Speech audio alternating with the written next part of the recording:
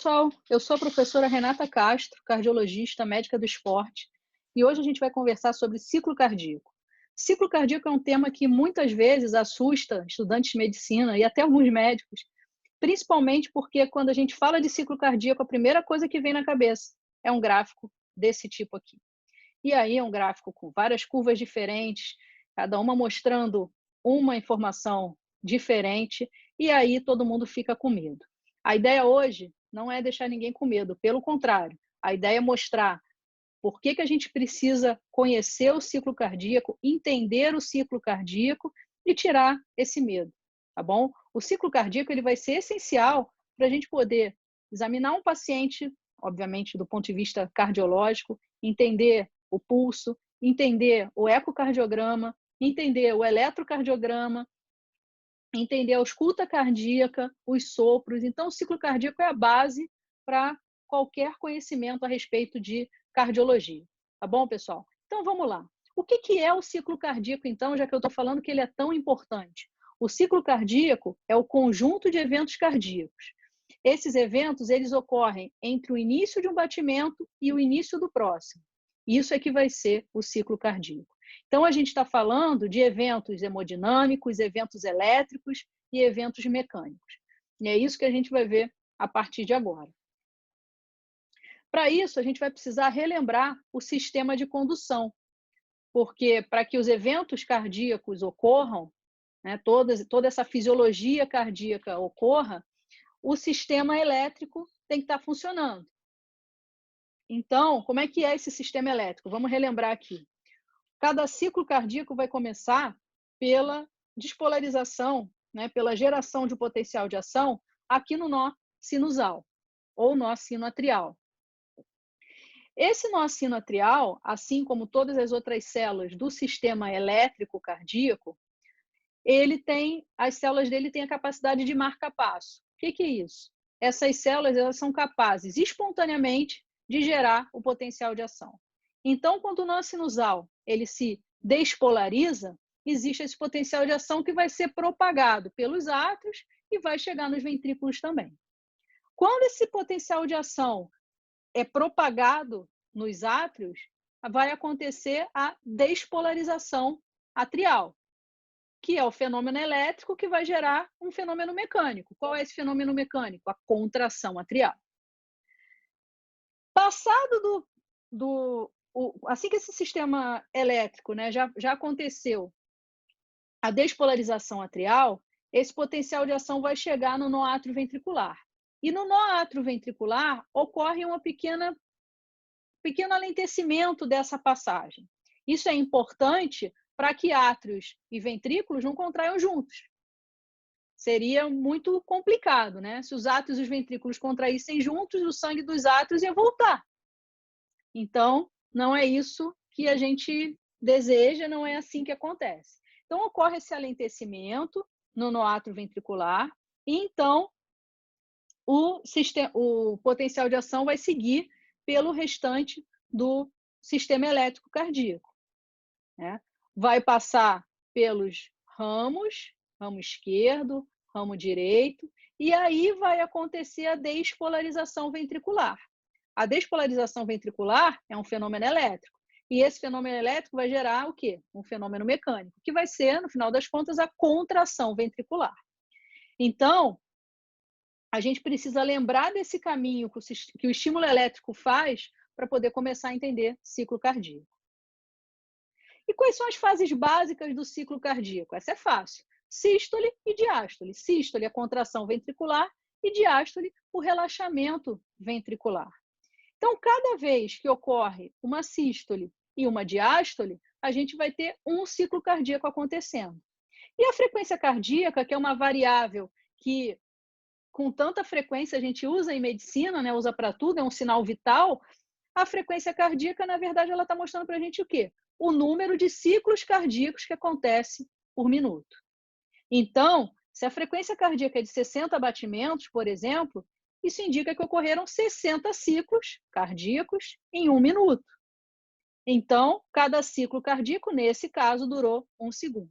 Então, percebam que a gente vai ter uma aula aqui de 40 minutos, mais ou menos, para mostrar o que acontece nesse 1 segundo.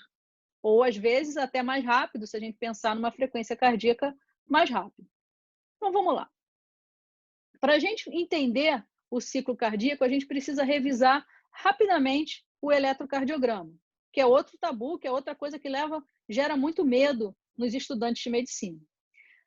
Para entender o eletrocardiograma, a gente tem que lembrar que essa é uma representação gráfica comum, que a gente usa muito na prática clínica, mas, no fundo, o eletrocardiograma, né, ou o ciclo cardíaco, que é o que a gente está estudando, não é um fenômeno estático, não é um desenho parado como está aqui, mas sim é um fenômeno contínuo, né? A gente tem um ciclo cardíaco, depois outro, depois outro, depois outro. Então, aqui a gente tem um monitor num CTI, mostrando o eletrocardiograma em 3 derivações diferentes, e aqui embaixo a curva de saturação arterial de oxigênio.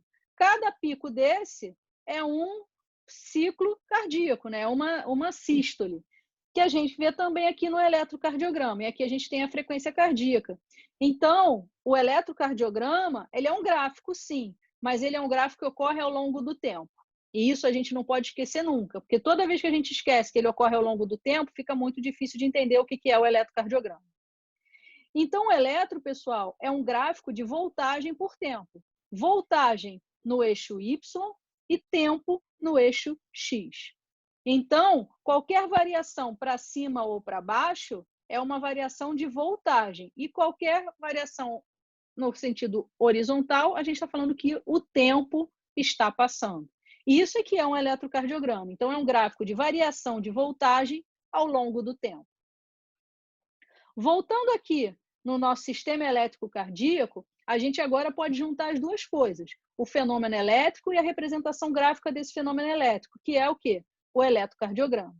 Então, quando a gente fala que foi disparado um potencial de ação e esse potencial de ação foi distribuído pelos átrios e gerou uma despolarização atrial, esse fenômeno está representado aqui no eletrocardiograma pela onda P, que é a onda que mostra a despolarização atrial.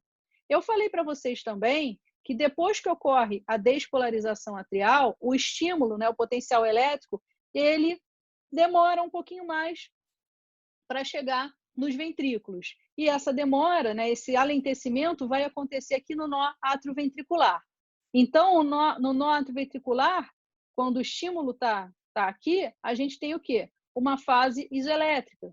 Isoelétrica por quê, Renata? Porque não teve variação de voltagem. Então, é uma linha reta, tá? Na chamada linha de base. Então, essa linha aqui está reta, está no zero. Então, é porque nesse momento não está tendo alteração de voltagem. Alteração aonde? Ao longo do tempo. O tempo está aqui embaixo.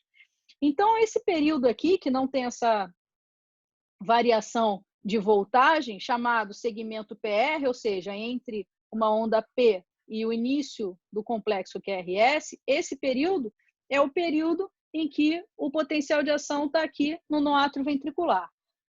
Passou do nó atrioventricular, esse estímulo rapidamente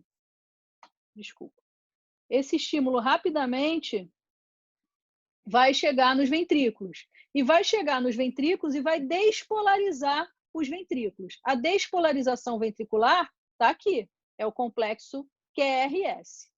Passada a despolarização ventricular, que é quando os ventrículos então vão fazer o quê? Contrair, né? Seria o acontecimento mecânico resultante dessa despolarização ventricular. Passou esse período, a gente vai ter logo em seguida a onda T. Quem é a onda T? É a repolarização ventricular.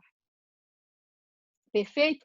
Renata, então aconteceu despolarização atrial, despolarização ventricular e repolarização ventricular.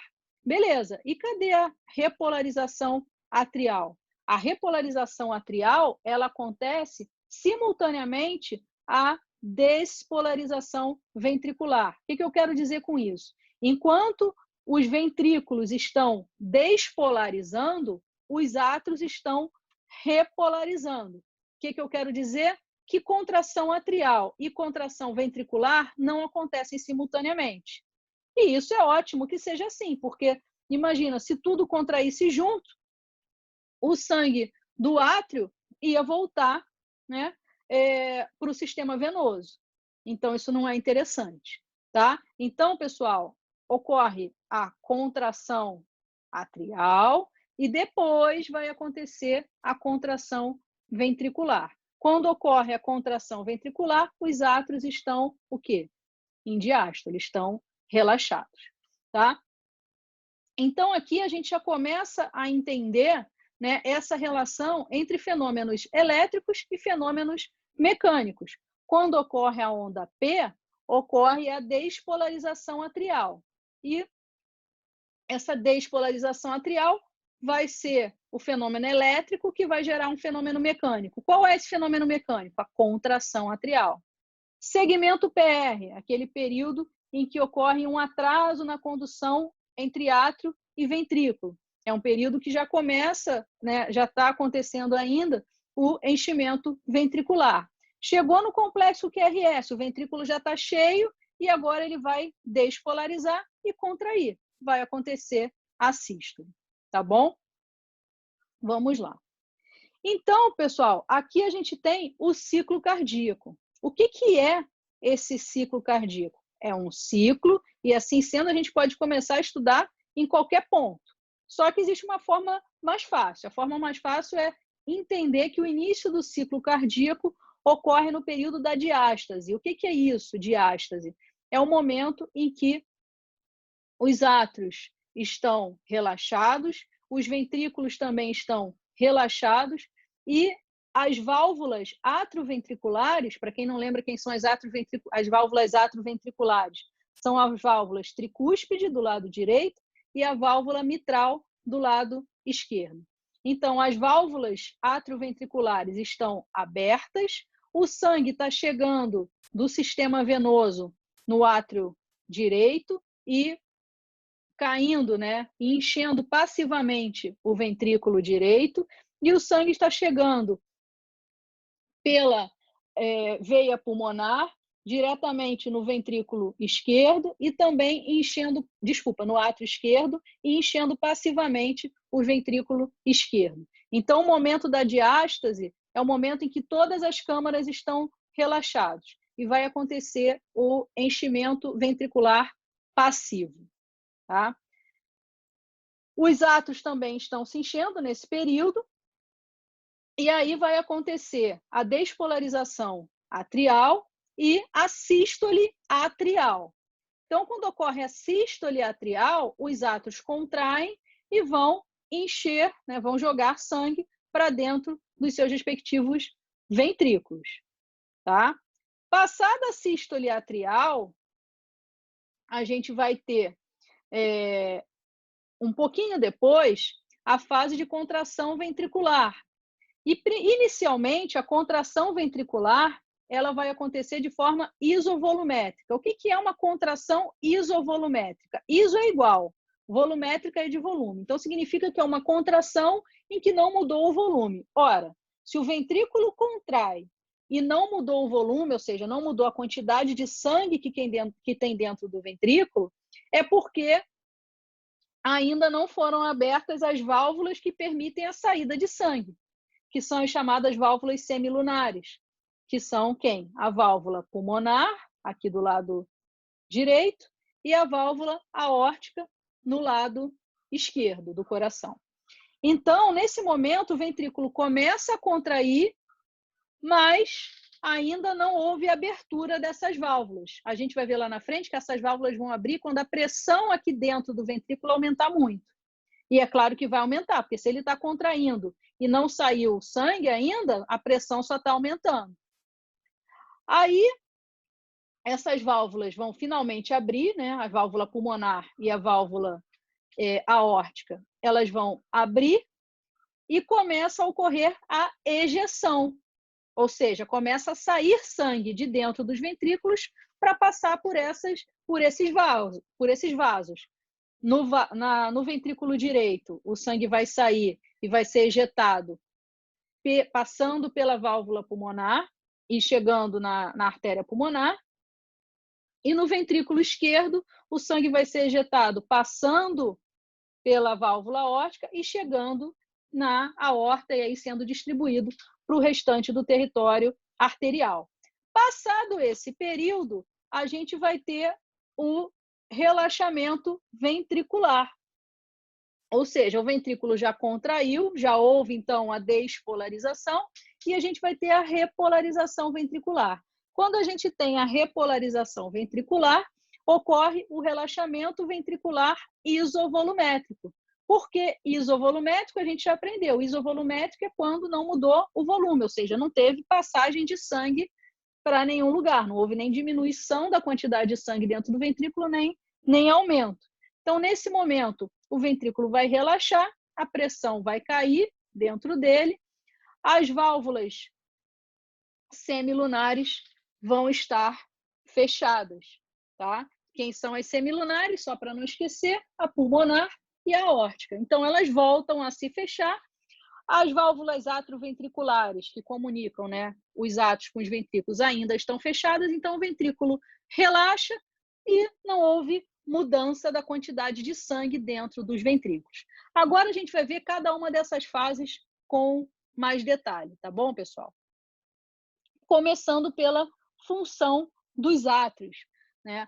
O sangue normalmente flui de forma contínua, vindo das veias para os átrios, é o que a gente chama de retorno venoso, né? Principalmente quando a gente fala de átrio direito, né? O sangue que chega ali é o sangue que vem da periferia, das veias do corpo, da maioria das veias do corpo, né? Chegando nas veias cavas, superior e inferior, e aí esse sangue vai chegar no átrio direito. Lembrando que o sangue do átrio esquerdo ele vai chegar pelas veias pulmonares. Então, a boa parte do sangue que vai chegar no ventrículo, ele simplesmente passa pelo átrio. Ele não depende da contração atrial. Lembra que a gente tem momentos em que as válvulas atrioventriculares estão abertas, o sangue está chegando nos átrios e está passando diretamente para os ventrículos. A contração atrial em si, ela é importante, mas ela representa só 20% da quantidade de sangue que vai encher os ventrículos. Então, em paciente, por exemplo, que tem fibrilação atrial, né? Fibrilação atrial é uma doença em que não vai ocorrer a contração atrial de forma efetiva. Se não ocorre a contração atrial efetiva, o paciente não vai estar recebendo esses 20% adicionais de sangue que chegariam no ventrículo pela contração atrial. Então, como é que vai acontecer, né, o enchimento ventricular? O enchimento ventricular é chamado de diástole, né? Diástole ventricular. Então, como é que é isso, pessoal? Durante a sístole ventricular, então o ventrículo está contraindo, quando ele contrai, as válvulas atrioventriculares vão estar fechadas. Quando a sístole acaba, né, e o coração relaxa, aquele relaxamento isovolumétrico, a pressão dentro dos ventrículos vai voltar a ficar baixa. E aí as válvulas atrioventriculares vão se abrir. Então, houve a contração ventricular, ventrículo contraiu, depois ele vai relaxar. Quando ele relaxa inicialmente, as válvulas atrioventriculares estão fechadas e as válvulas semilunares se fecham. Então, está tudo fechado. Relaxamento isovolumétrico.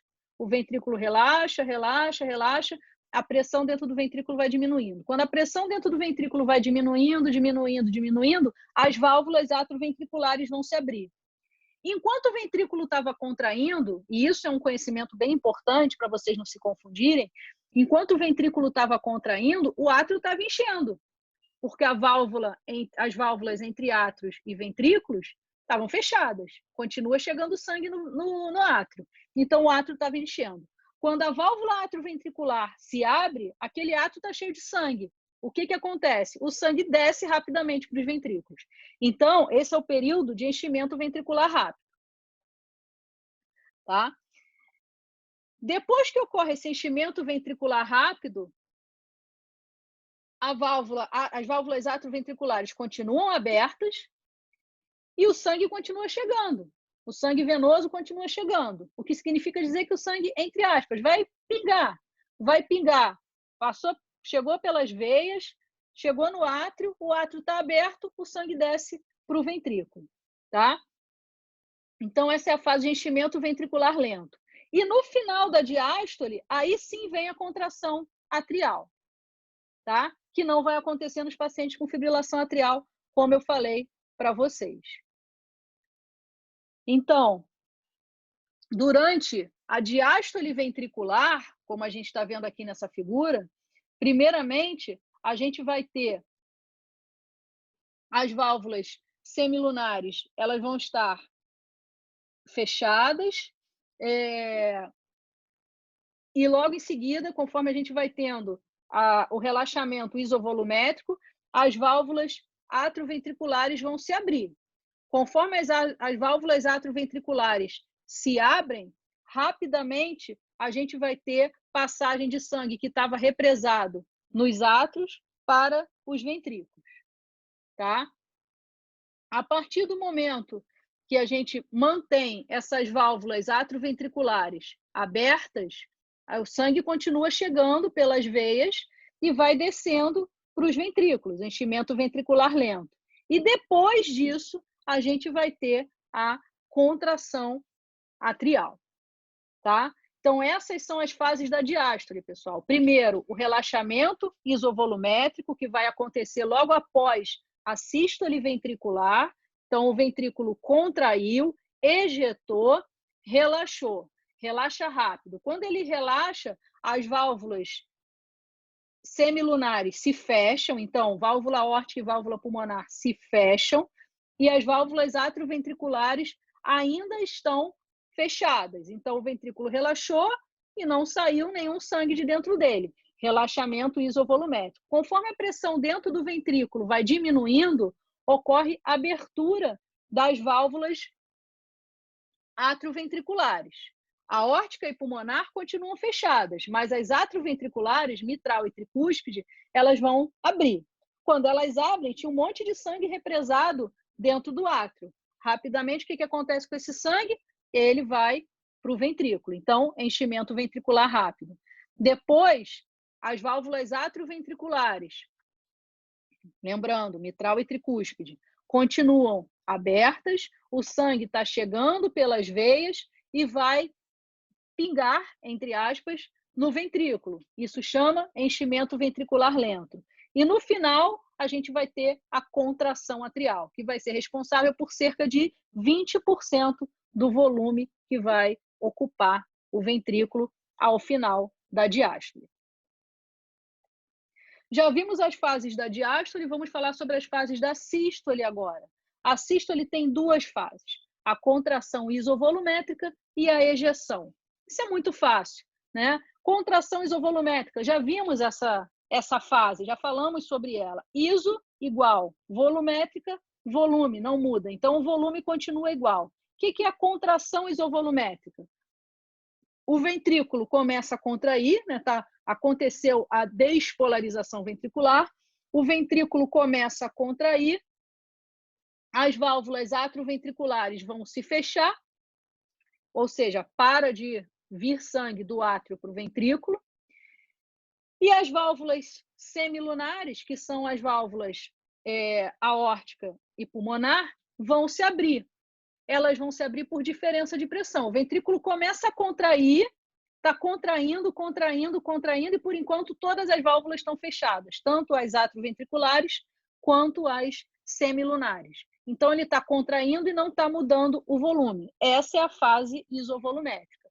A partir do momento que a pressão dentro do ventrículo consegue transpor a pressão sistólica, né, a pressão que está acontecendo na aorta e na artéria pulmonar, aí as válvulas semilunares se abrem.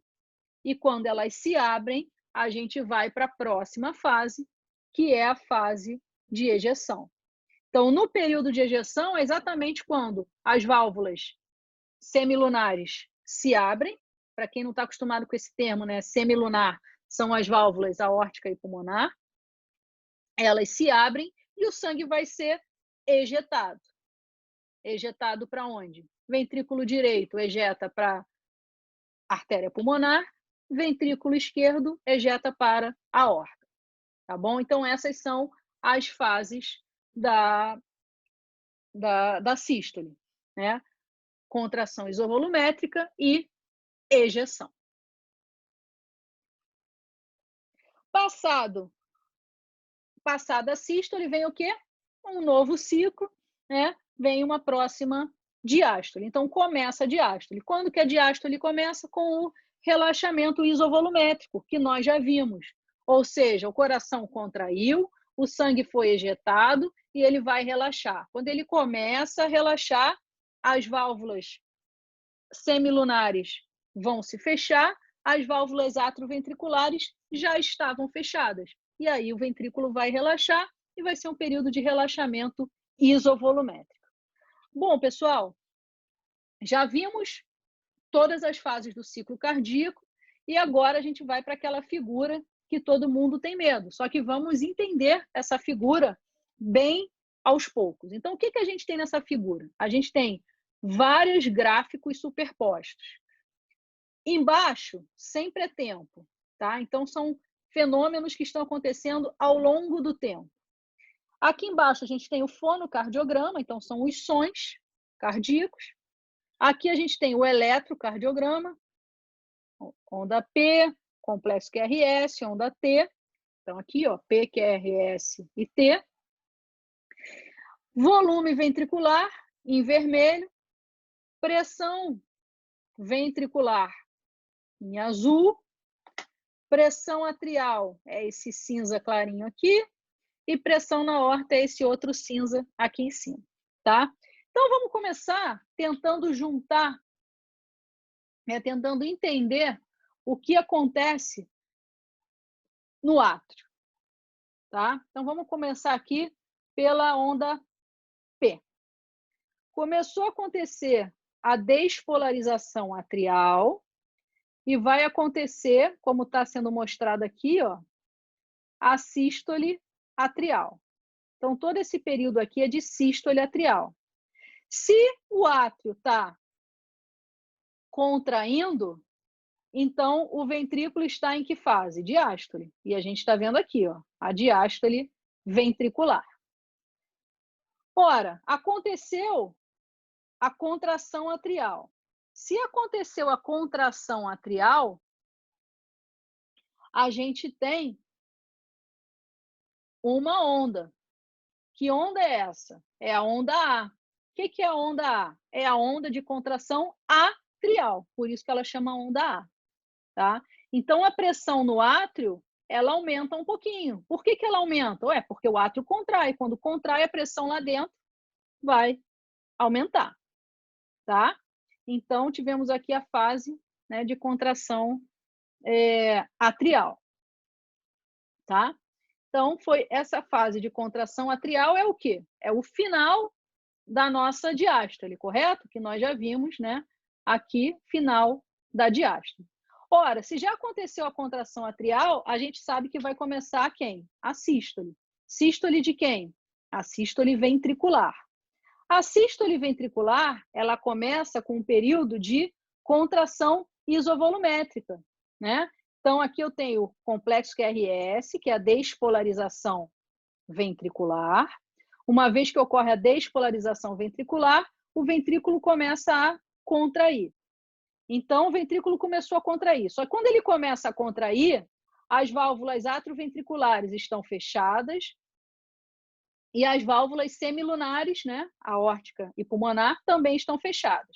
Se ele está contraindo e está tudo fechado, a pressão dentro dele, que é essa curva azul aqui, começa a aumentar muito. Olha como ela sobe rapidamente. Mas o volume dentro do ventrículo não muda. A quantidade de sangue dentro do ventrículo não muda. Então, esse pedacinho aqui é o pedacinho de quê? Contração isovolumétrica, que é o início da sístole ventricular. Correto? Bom, então, o ventrículo já despolarizou, ele começa a contrair, a contração é muito forte, as válvulas estão todas fechadas, Se elas estão todas fechadas, a quantidade de sangue dentro do ventrículo não muda, mas se ele está contraindo, a pressão aumenta muito. Tá? Então, a pressão aumenta muito. A pressão vai aumentando dentro do ventrículo, vai aumentando, vai aumentando, vai aumentando, até que acontece o quê? Abrem-se as válvulas semilunares. Quem são essas válvulas? Aórtica e pulmonar.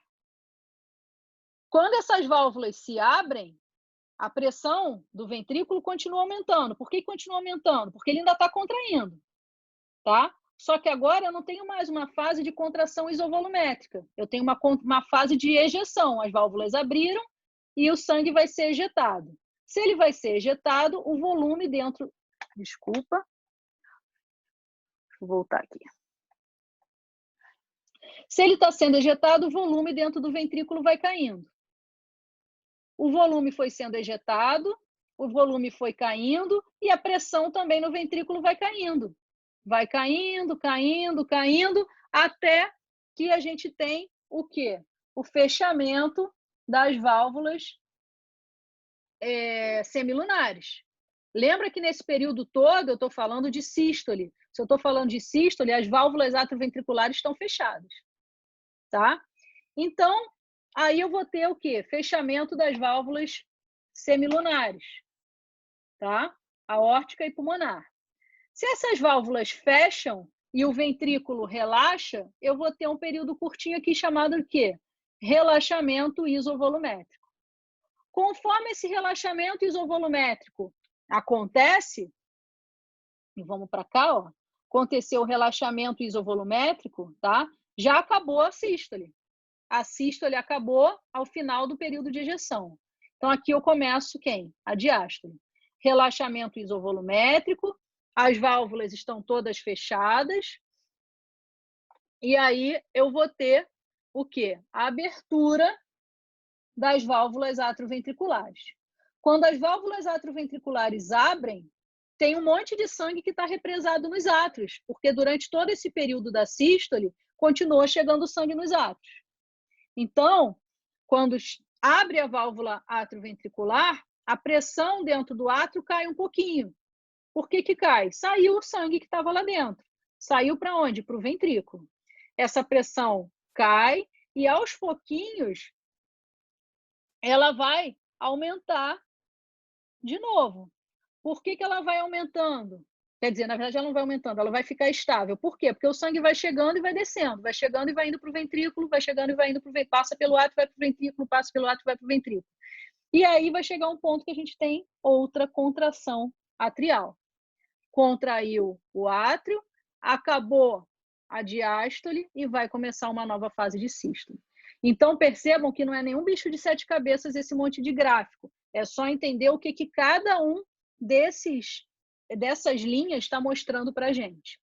Tá bom, pessoal? Agora vamos entender, né, o que eu falei no início da aula, que era por que a gente precisa entender o ciclo cardíaco. Por enquanto é só fisiologia, são só fenômenos acontecendo, mas a gente precisa entender como é que a gente usa isso na nossa prática clínica. Então, primeira coisa que a gente vai se familiarizar é com alguns termos que são muito utilizados em cardiologia. O primeiro deles é volume diastólico final. Agora vocês já sabem o que é. O que é volume diastólico final?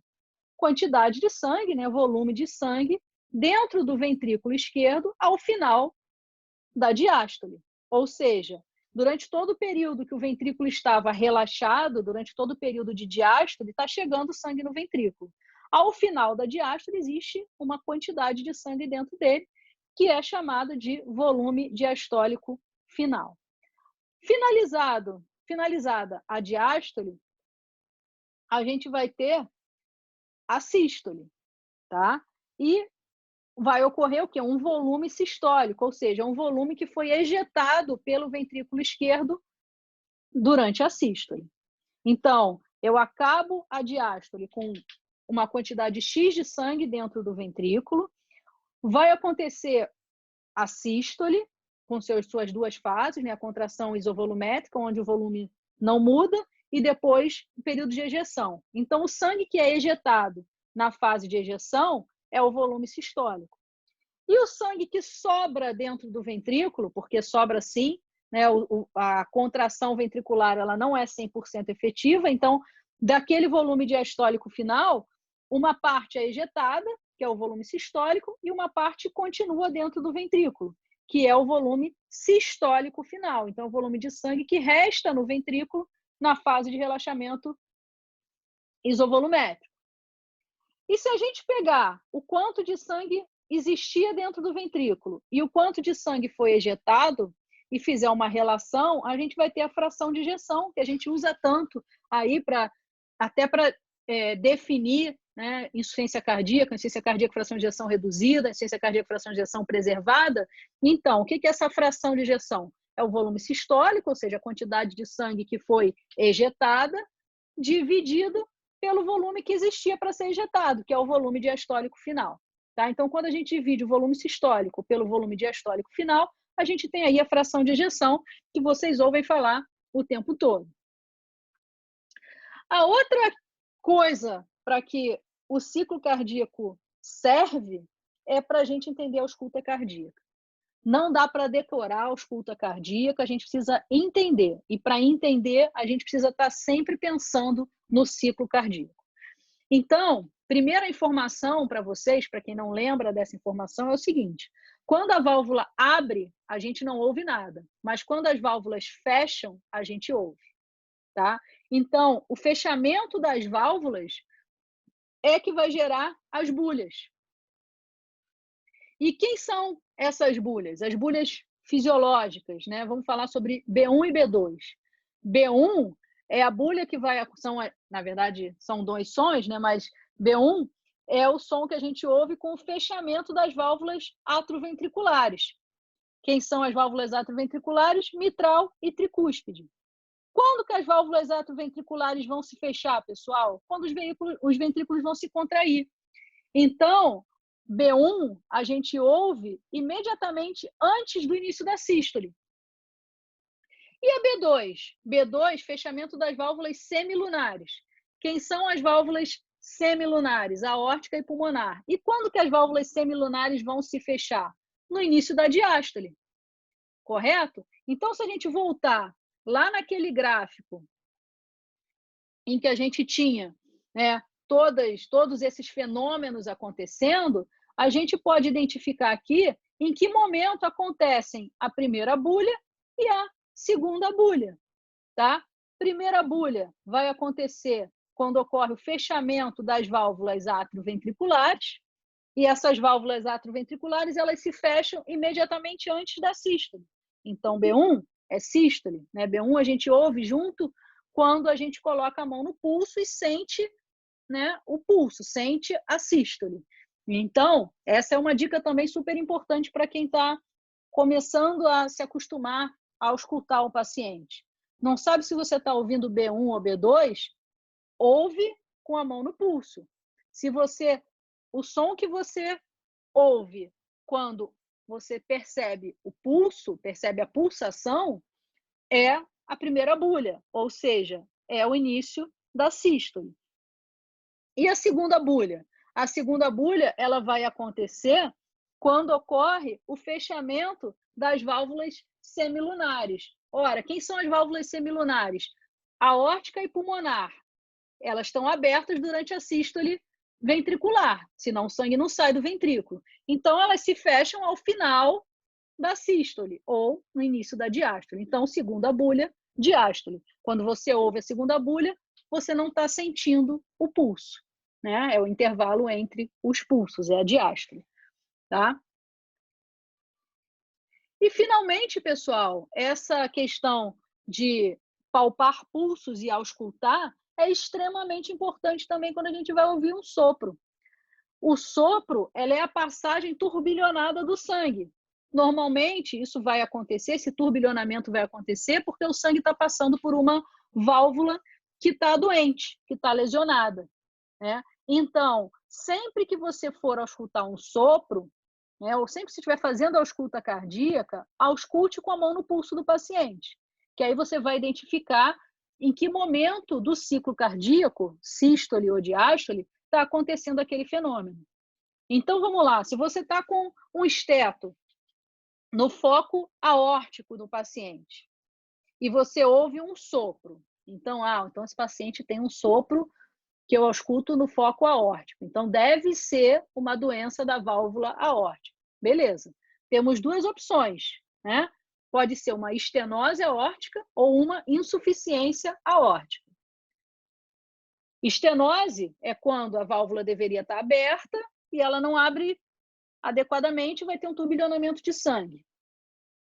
Insuficiência é quando a válvula devia estar fechada e ela não fecha direito e volta sangue, né? Tem um refluxo de sangue de volta para o ventrículo. Então, se eu estou escutando o paciente, eu ouvi um sopro aórtico e esse sopro acontece no mesmo momento em que eu estou com a mão no pulso do paciente e percebo a pulsação, então ele é um sopro em foco aórtico, um sopro sistólico.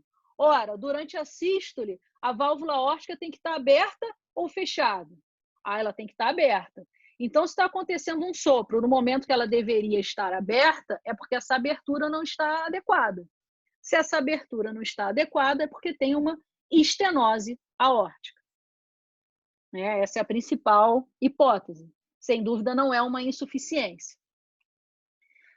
Da mesma forma, se quando eu estou escutando esse sopro no foco aórtico, não foi no momento em que eu sinto a pulsação, mas sim no momento entre duas pulsações, eu estou com a mão no pulso do paciente, tá? E foi entre duas pulsações, é porque esse sopro no foco aórtico aconteceu durante um período de diástole. No momento da diástole, a válvula aórtica tem que estar aberta ou tem que estar fechada? A válvula aórtica, durante a diástole, ela tem que estar fechada. Se eu tenho um sopro no foco aórtico, no momento em que a válvula deveria estar fechada, é porque esse fechamento não está adequado. Então, significa que tem uma insuficiência aórtica. É claro, pessoal, que existem várias manobras semiológicas para a gente identificar esses sopros, mas o início da identificação do sopro acontece dessa forma, por você auscultando o sopro e identificando no ciclo cardíaco em que momento esse sopro está acontecendo. Tá bom? Então, eu espero que vocês tenham aprendido o ciclo cardíaco, que estejam curiosos para aplicar esses conhecimentos nos pacientes de vocês e estou à disposição para qualquer dúvida. Tá bom, pessoal? Um abraço. Tchau, tchau.